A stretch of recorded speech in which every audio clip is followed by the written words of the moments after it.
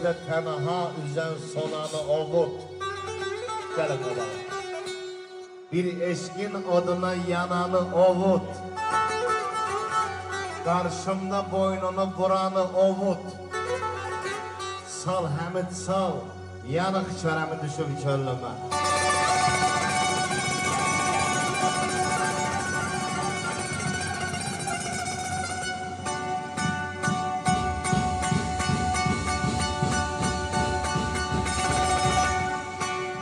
Gözdə qəhər olanda göz adamı göynədir. Hacı dildə zəhər olanda söz adamı göynədir.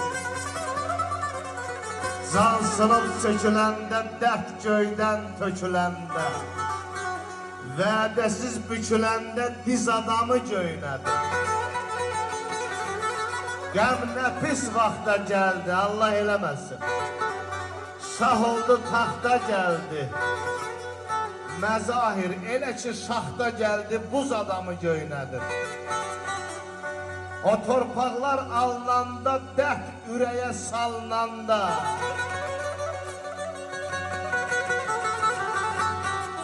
yeybiçən oğlan yanıq kərəm çalınanda,